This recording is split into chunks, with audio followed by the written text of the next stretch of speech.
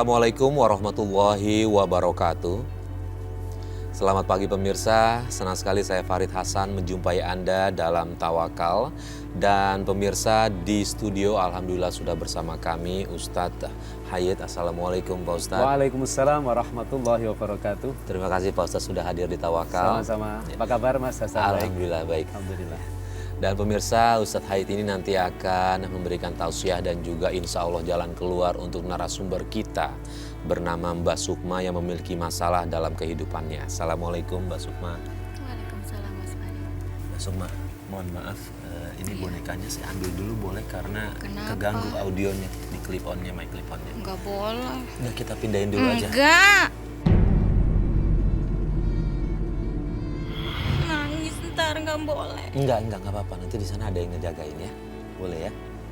Ya? Boleh ya? Dijagain Iya, ya. kita jaga. Awas kalau ada apa-apa kalian ini bisa celaka loh kalau ini anak aku. Enggak, insya Allah enggak apa-apa. Kita jaga ya Mas Sukma ya. Oh ya. Kasih. Maaf ya Pak Ustadz. Iya, enggak apa-apa. Mas Enggak apa-apa. Mas Kami Sukma. memahami. Ya, mohon maaf ya Mbak. Gini, tadi saya mau ngambil boneka tapi Mbak Sukma bilang itu anaknya. Iya itu anak saya. Ya gini deh, anaknya udah sekarang udah lagi diamanin sama teman-teman, udah lagi ditenangin. Mbak Sukma mau cerita apa ke kita? Saya mau anak saya. Saya mau anak saya Mas. Emang kenapa anaknya kenapa? Anak saya dibawa. Dibawa sama? Dibawa sama suami saya. Gara-garanya kenapa boleh tahu nggak? Suami saya itu jahat. Dia mau ngambil anak saya. Oke, gini Mbak Sukma, sebenarnya ada apa sih Mbak Sukma datang ke kita pengen cerita katanya. Cuma ini udah ada kesempatan untuk cerita, kebetulan ada Ustadz Ya. Hayat juga di Ya. sini. Mungkin bisa Silahkan. diceritakan asal muasal masalahnya seperti apa hingga apa akhirnya yang terjadi itu sehingga Mbak Sukma betul-betul depresi terkait peristiwa yang dialami Mbak Sukma. Saya nggak bisa ketemu sama anak saya, Mas, Pak Ustadz. Anak saya diambil sama suami saya. Suami saya itu jahat, Pak Ustadz. Ya. Jahat. Boleh tahu gara-garanya kenapa bisa ngambil kayak gitu? Jahat suami saya. Jahatnya sama Mbak Sukma juga. Iya, sama anak saya juga. Apa yang dilakukan? Dia lakukan ke Mbak Sukma tuh apa? Dia nggak ngebolehin saya ketemu. Ini karma buat saya, Mas. Ini karma buat saya. Ini salah saya. Istighfar dulu Mbak Sukma. Astagfirullah. Ini salah saya. Alladzi la ilaha illa huwal hayyul qayyum wa atubu ilaih. Istighfar, Mbak. Insyaallah nanti akan lebih tenang. Istighfar, Mas.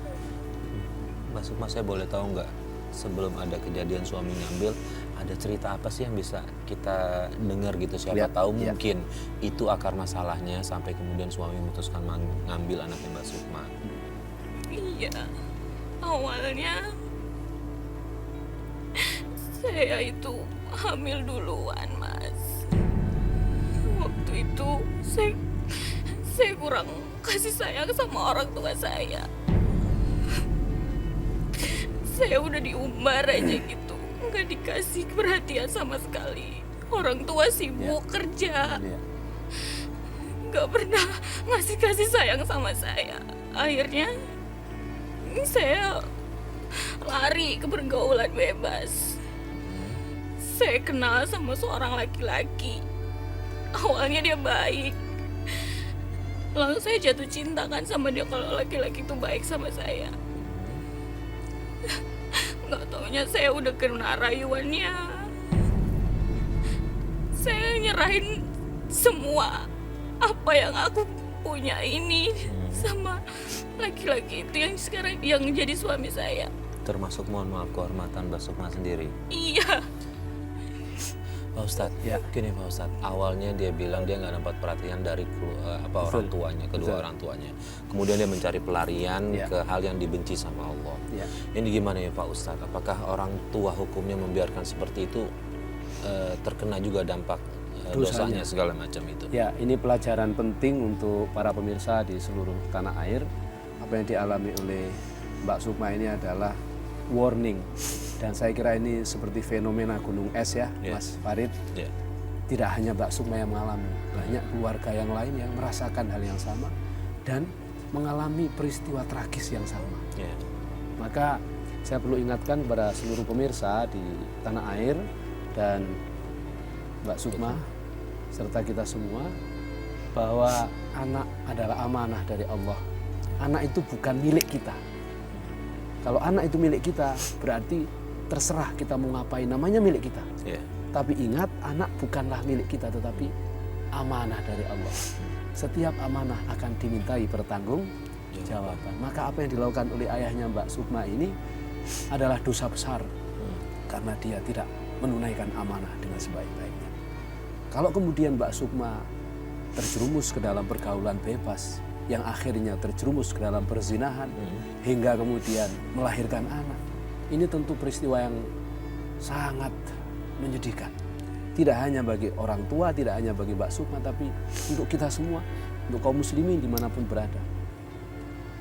Menyedihkan karena dari sinilah kerusakan demi kerusakan akan terus muncul kalau tidak segera dibenahi.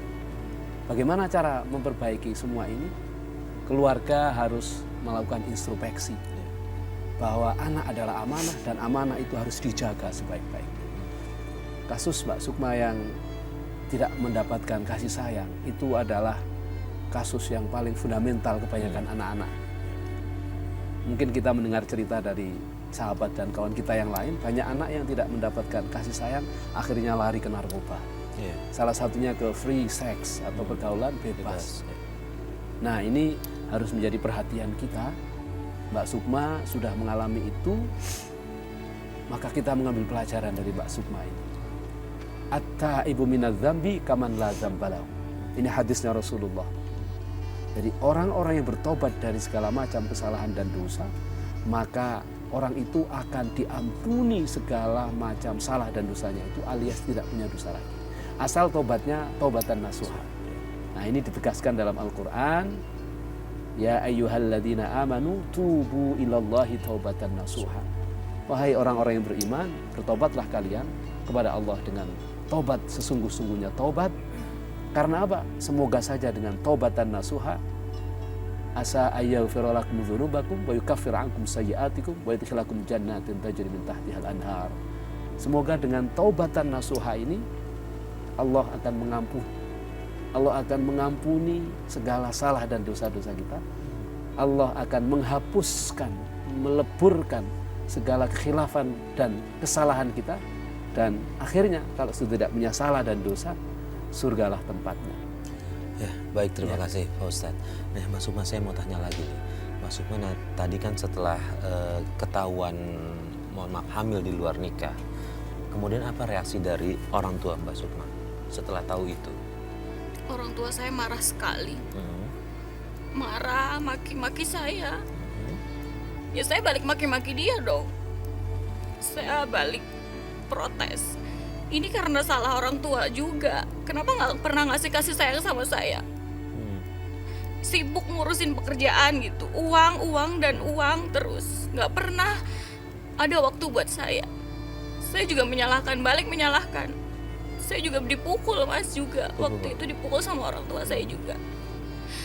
Dan waktu itu lebih parahnya lagi, orang tua saya yang nyuruh kandungan saya.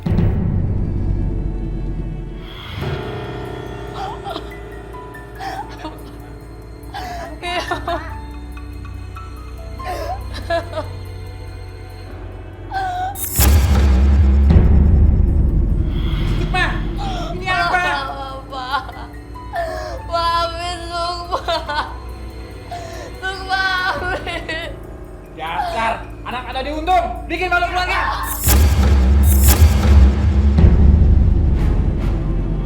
Sukma, ibu tak kira kamu begitu, Sukma. Dari kecil kamu dibesarkan. Ini balasan kamu. Iya ini emang semua salah Sukma. Tapi apa ibu sama bapak pernah mikir? Ibu sama bapak gak pernah peduli Sukma. Beraninya kamu Sukma, dasar anak durhaka. Sukma, kalau kamu masih menganggap kami orang tua kamu dan kalau kamu masih menganggap aku ibu kamu,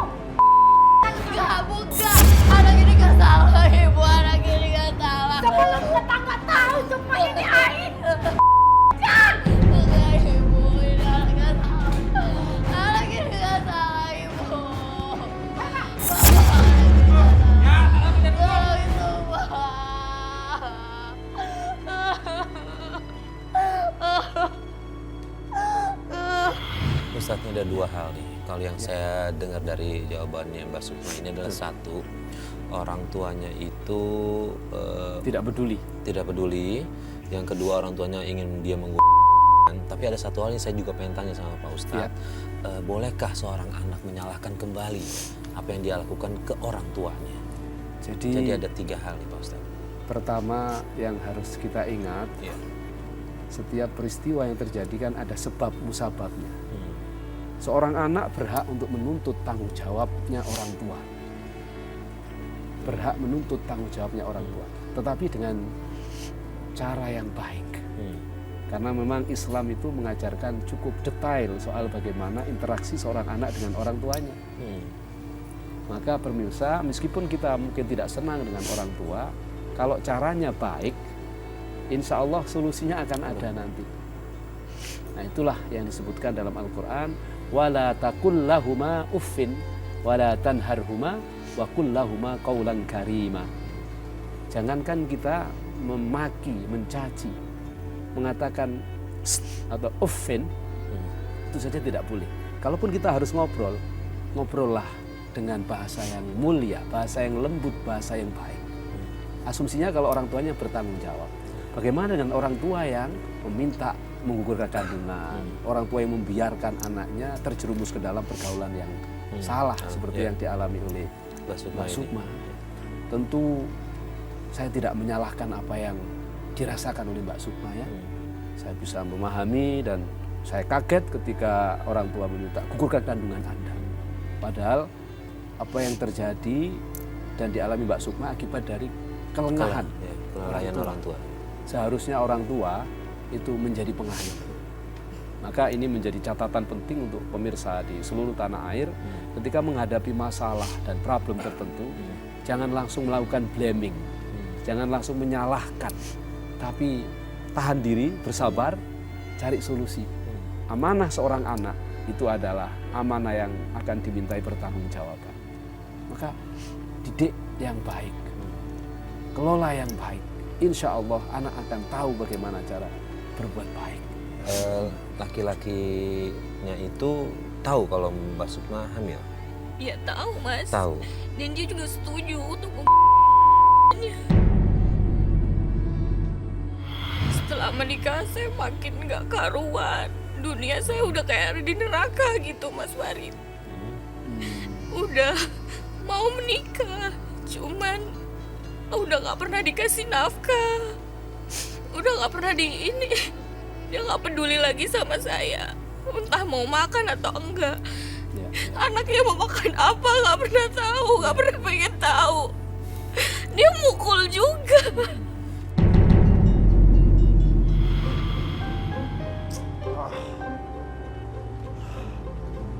Banget gua.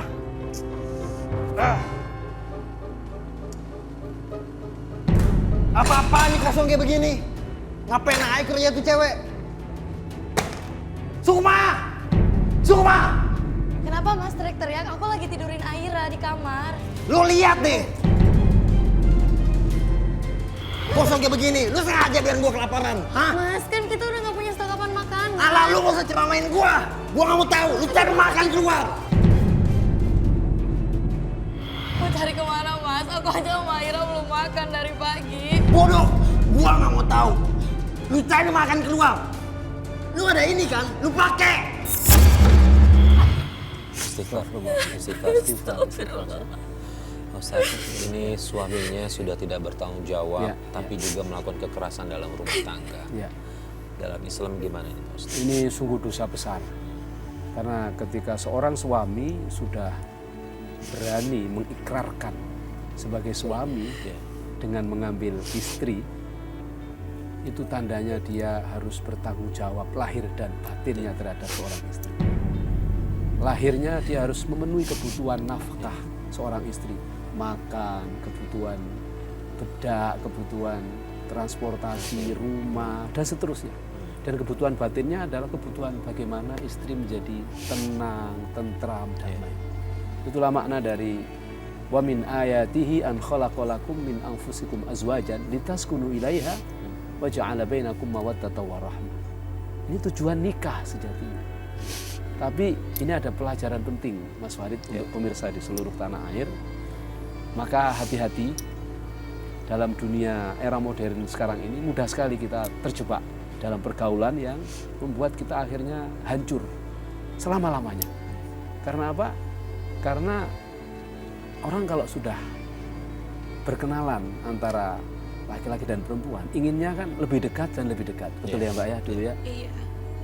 Godaan setan begitu kuat agar sebelum menikah ini bagaimana terjadi proses yang diharamkan oleh Allah. Iya. Karena memang tugas setan seperti Tugas itu. setan menjerumuskan. Iya. Maka hati-hati ke depan lagi, pelajaran Mbak Sukma ini harus menjadi warning untuk kita. Iya. Bahwa menjaga diri itu sangat penting ketika kita sebelum menikah. Tadi Mbak Sukma cerita kalau suaminya nggak kasih nafkah. Iya. Apalagi sudah punya anak kan Ya, waktu itu ya. ya. Pada saat itu punya anak. Nah, menghidupinya anak itu dari mana Mbak Sukma sehari-hari? Saya kerja, Mas. Saya kerja dari buruh cuci. Ya, ya. Jadi pembantu rumah tangga. Itu anak masih sama Mbak Sukma saat itu. Iya, masih. Kalau sekarang, Sekarang udah enggak. di mana anak itu sekarang? Dibawa sama lelaki bejat itu, Pak Ustadz. Berapa lama jadi buruh cuci? Apa masih sampai sekarang atau ada pekerjaan lain? Enggak, waktu itu cuma 3 bulanan. 3 Saya bulan. nggak kuat, Mas. Saya di sama majikan saya. Astagfirullahaladzim.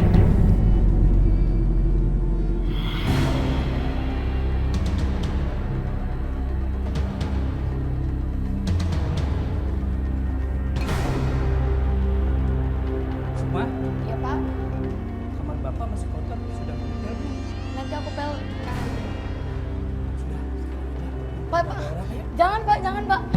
Nanti Ibu tahu Pak, yang sopan Pak. Sudah, Ibu nggak pernah tahu. Pak, jangan Pak. Ayo. Aku nggak mau Pak. Ayo, Pak, awas. Pak, nggak mau. Kalau kamu sampai melawan, saya Pak, ayo, Pak, jangan Pak. ayo, Pak, jangan Pak. ayo Sukma, ayo. Pak, jangan.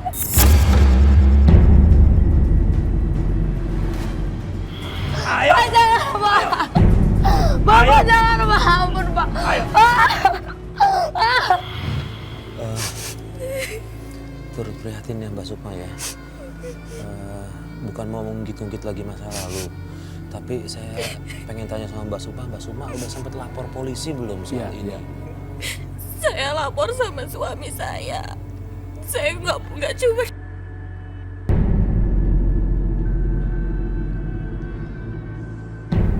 saya diancam kalau misalkan ngomong saya mau tanya. Saya nggak berani lapor polisi. Ini musibah yang menimpa Mbak Sukma Besar berat sekali. banget nih Dan Pak berat Ustadz. sekali. Ya, Iya. betul. Saya bisa bayangin kejiwaan Mbak Sukma ini begitu terguncangnya nih Pak Betul, Ustadz. betul. Nah saat itu Mbak Sukma selain lapor ke suami, ada lapor ke siapa nggak, orang tua kah, ke polisi nggak sama sekali? Saya takut, Mas. Majikan saya kan ngancam saya, Iya, Pak Ustadz. Karena di bawah ancaman. Nggak boleh. Kalau kamu bilang kamu bakal saya akan takut, namanya perempuan. Saya butuh uang buat Iya. hidupin kan. Saya nggak pernah dihidupin sama suami saya. Saya bilang ke suami saya, Mas Farid, dia malah jijik sama saya. Ini Iya Mas Farid. posisi suaminya nih gimana nih Pak Ustadz, ya Allah?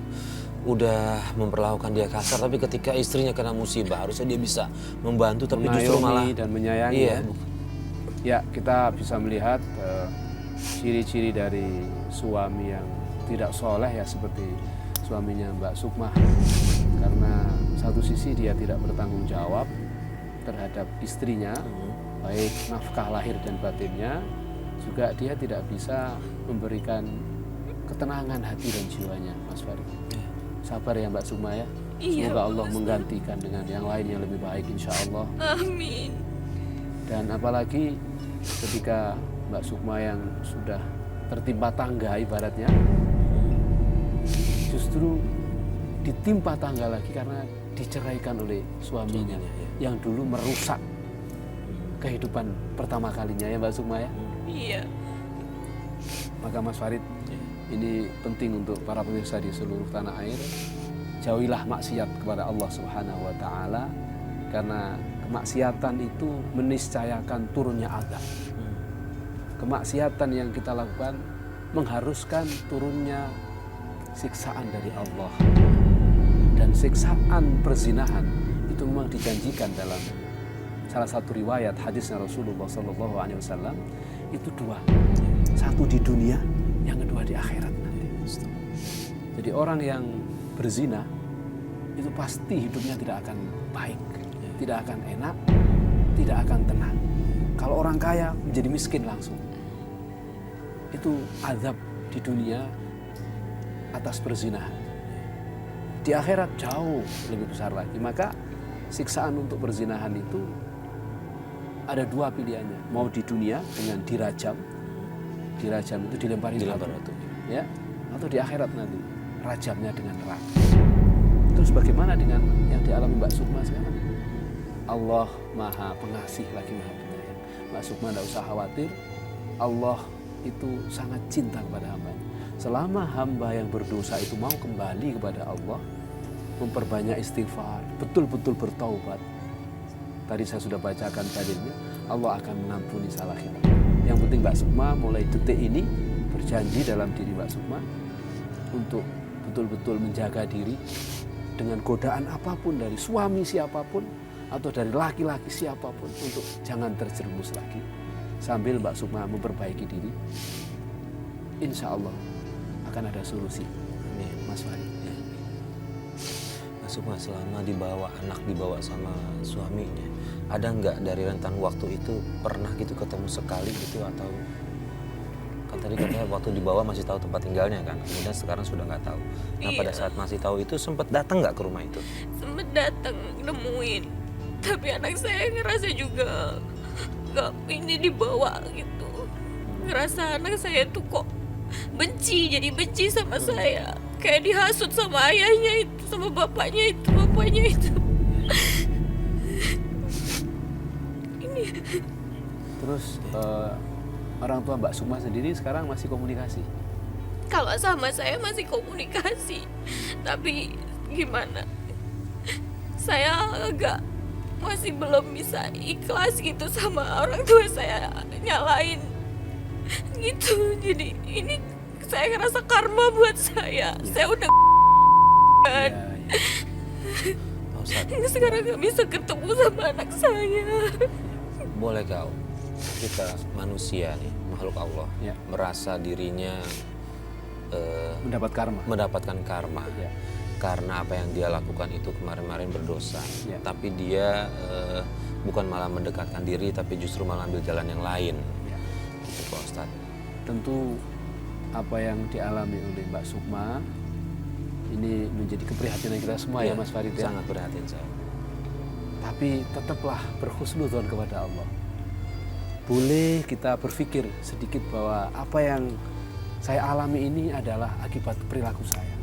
Boleh, sebagai basis, sebagai dasar untuk kita semakin sadar bahwa kita adalah seorang hamba yang butuh pertolongan Sang Khalik.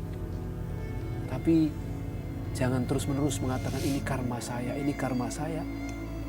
Karena kalau itu yang dilakukan Mas Farid, sejatinya kita sedang mengatakan tidak ada Tuhan. Padahal Tuhan sudah mengatakan Allah itu Rahman dan Rahim. Sebagaimana yang selalu kita baca, mau makan, mau tidur, mau beraktivitas, kita selalu baca Bismillahirrahmanirrahim. Kita mengatakan dalam hati bahwa dengan nama Allah yang Maha Pengasih lagi Maha Penyayang. Artinya sebesar apapun dosanya Mbak Karma, sebesar apapun dosanya kita semua kepada Allah, kasih sayang Allah jauh lebih besar. Maka ini yang harus kita tancapkan dalam hati, termasuk pemirsa di seluruh tanah air.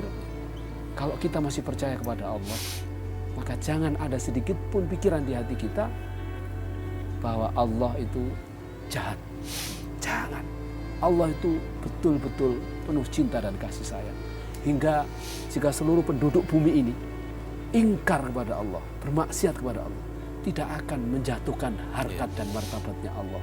Sebagaimana jika seluruh penduduk negeri ini semua taat, semua beribadah, tidak ada yang maksiat, tidak akan menambah kemuliaan Allah. Jadi Allah sudah mulia dengan dirinya sendiri, sehingga kita sebagai hamba jangan mengurangi kemuliaan Allah dengan pikiran kita bahwa ini karma saya, Allah tidak akan menerima taubat saya. Tidak. Allah akan selalu menerima taubat seorang hamba selama hamba itu mau mengetuk pintunya untuk kembali, aku kembali kepadamu ya Allah. Intinya Mbak Sukma, ketika Mbak Sukma merasa ini adalah sebuah karma buat Mbak Sukma, sebaiknya Mbak Sukma untuk mendekatkan diri lagi kepada Allah, bukan perbanyak istighfar, bukan justru menyalahkan diri sendiri atau insya Allah ya Mbak Sukma ya. Apalagi menyalahkan Allah. Iya. Jangan. Ya Mbak Sukma ya. Iya Ustaz. Bismillah, insya Allah bismillah. bisa. Pak Ustadz dan saya mungkin pemirsa di rumah juga kita empati, kita ikut merasakan kesedihan Mbak Sukma, apalagi seorang ibu yang begitu kangen sama anaknya, sementara anaknya susah untuk dicari. Ini ada waktu dan kesempatan nih buat Mbak Sukma, coba bicara di depan kamera, mudah-mudahan ada keluarga atau bahkan anaknya Mbak Sukma melihat, terketuk hatinya untuk bisa bertemu sama ibunya. Iya. Silakan. Aira, Mama kangen nak. Mama sayang Aira. Ini Mama nak ketemu sama Mama ya. Jangan benci Mama. Biarin masalah Papa sama Mama biar kita yang nyelesain Aira. Tapi kesini Ra, Mama kangen Aira.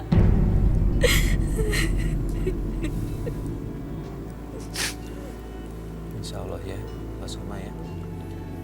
Mudah-mudahan pemirsa di rumah yang mungkin mengenal Aira, Pak Ustadz atau Arinya sendiri bisa berketuk hatinya ya. Insya Allah mudah-mudahan. Dan sebagai sesama kaum muslimin, kita sebagai sesama saudara dengan Mbak Sukma, kita doakan Mas Farid, dan kita minta doa kepada seluruh pemirsa di tanah air. Doakan kepada Mbak Sukma ini semoga Allah segera membukakan hati suaminya untuk kembali dan membukakan hati anaknya untuk bisa bertemu dengan Mbak Sukma. Amin. Amin, Allahumma. amin. Ini posisinya sudah cerai atau belum sama suaminya? Iya, Sudah Sudah cerai. cerai. Ya? sudah Mas, pusing. Ya Allah. Astagfirullah.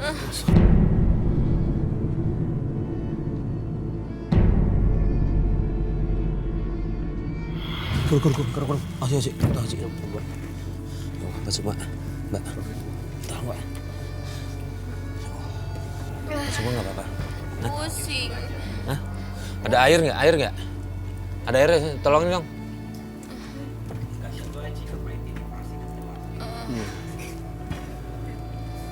Minum dulu deh. Dan pemirsa, sampai di sini Tawakal. Terima kasih atas perhatian Anda. Saya Farid Hasan undur diri. Wassalamualaikum warahmatullahi wabarakatuh.